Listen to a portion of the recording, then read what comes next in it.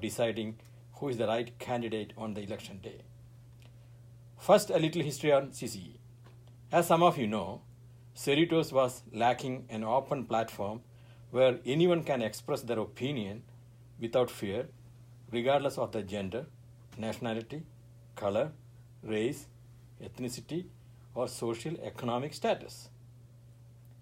We also saw a need to provide an unbiased reporting with no special interest backing and are glad to see the impact we could make. We are equally pleased by the encouragement, enthusiasm, and support we have been getting from our community for the past 18 plus months.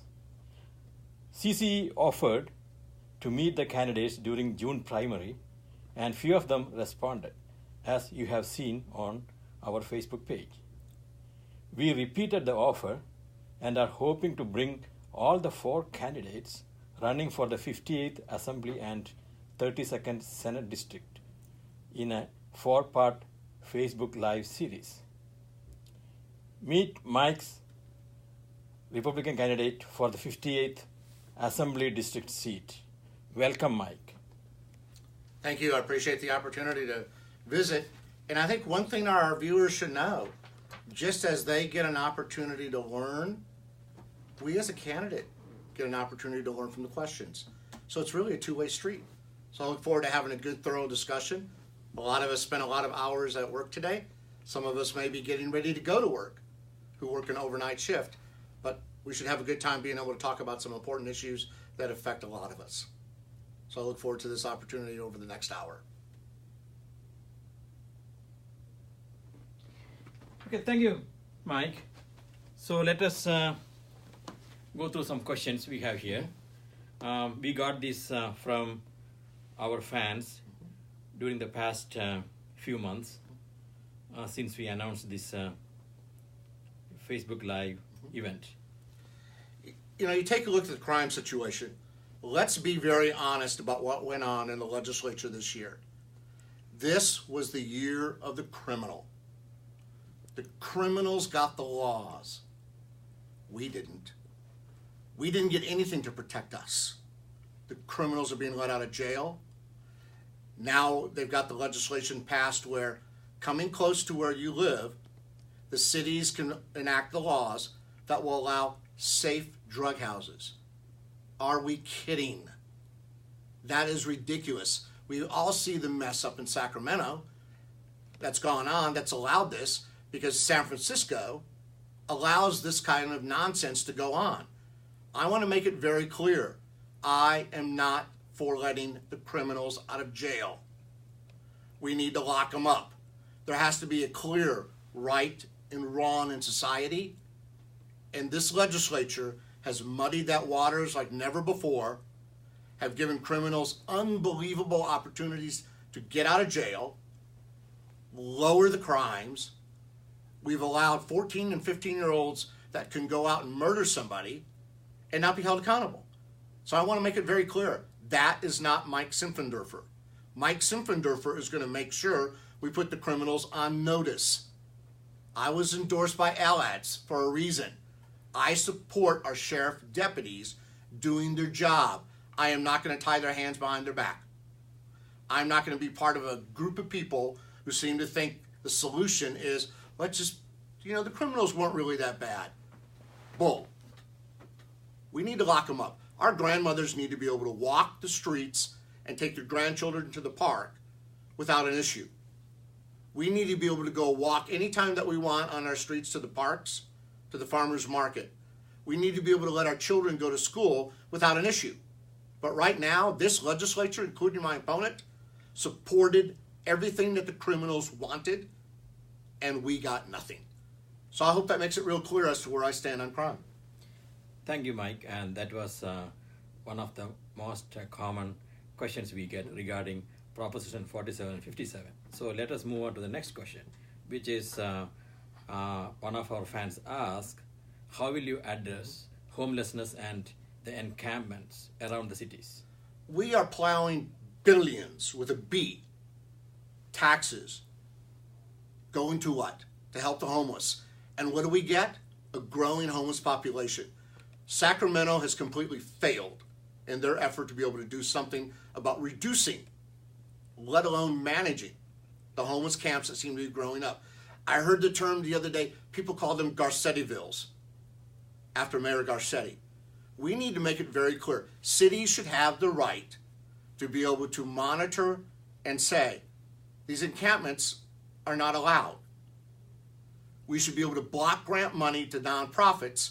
Nonprofits do a much better job of actually helping our homeless get acclimated back into society.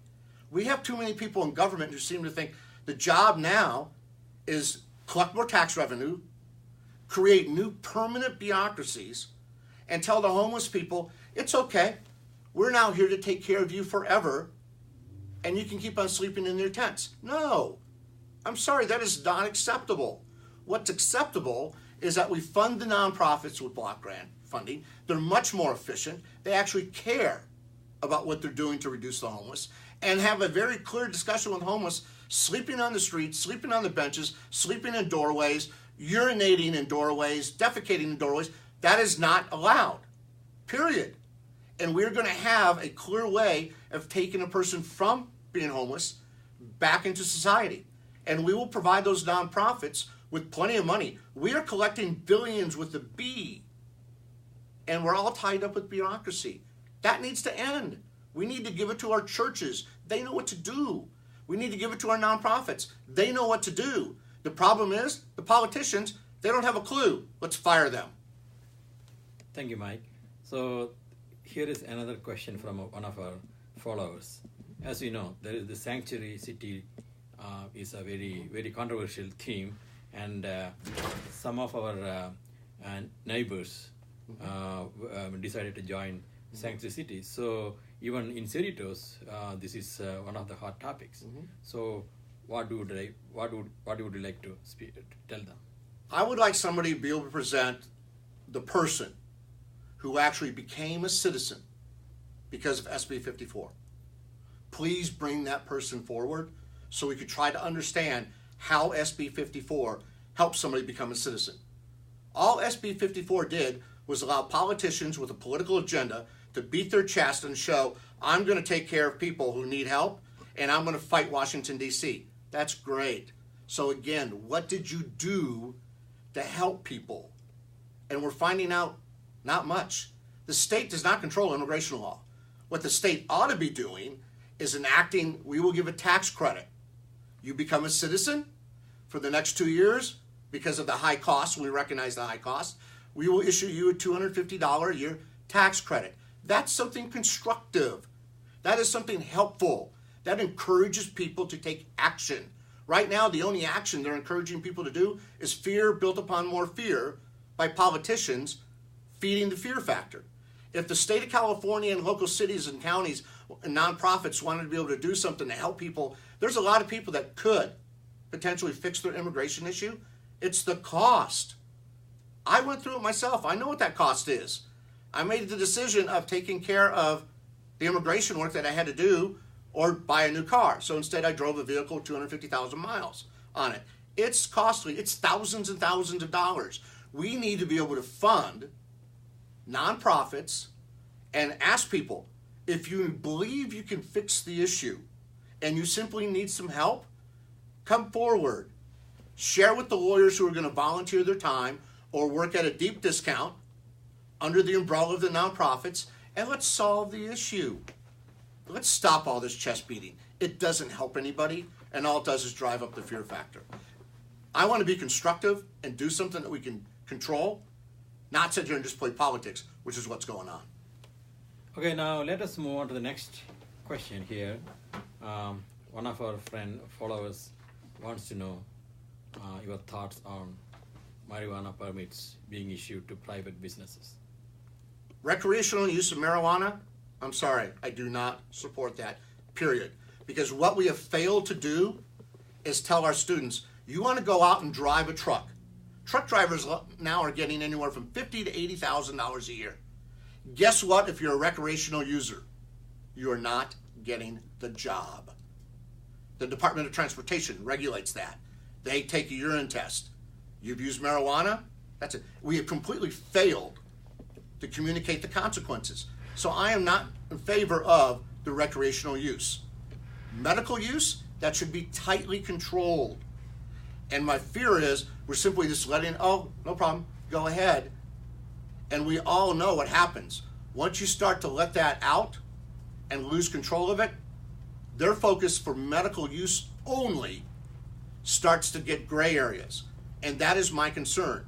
We need to be able to allow it for use of medical purposes. It should come back into the pharmacies where it belongs, where it's regulated, and we make sure the right people are getting access to that for medical purposes. This recreational use, we're not explaining the consequences to our young adults of what happens when they use drugs, and that's what we need to be doing. Thank you, sir. Now let us spend some time on the various propositions on the ballot on November 6th, especially, because there are so many, and I think some of our followers would like to know, the things which you think are critical, and where do you stand on those things? Let's talk about Proposition 6, because that's getting a lot of attention. The legislature enacted SB 1. My opponent supported all that. Jerry Brown put his thumb on everybody to get behind that, including he's putting his thumb on business groups and unions to fund and fight. It's a very unfair fight, but that's politics. That is doing nothing to help our roads, because it allows the legislature to take the money and reappropriate it other directions out of fixing roads in the future. So this whole argument that it's going to fix all the bridges and all that, I'm sorry, you gave the legislature the key to the vault to use whenever they want for whatever purpose they wanted. And we need to ask the tough question, where's the money been going? We have the second highest taxes in the United States, and our roads are the crappiest roads in the United States. We need to ask some difficult questions, and the thing is, we already know where some of it's been going. It hasn't been going to the roads. We need to get back to the basics. Taxes for gas, fix roads. Taxes for gas, fix bridges. Not fund everything else that we've been using with it. So yes, I am for Proposition 6. It hit those who struggle the most, the hardest. And this legislature developed a cold shoulder towards the people that are trying to make it in California. It's too expensive already, and that needs to end. And we need to do something for people for once, not for the politicians. You take a look at rent control. If you want to see the effects of rent control, drive through South Central LA. Let me know how that goes. All rent control does is allow people to feel good, and you get to punish the greedy landlords. It does nothing to build homes. It does nothing to control cost long term. We need to open up all of these empty lands. How many more empty Kmarts do we have to have before we figure out the cities should be able to expedite?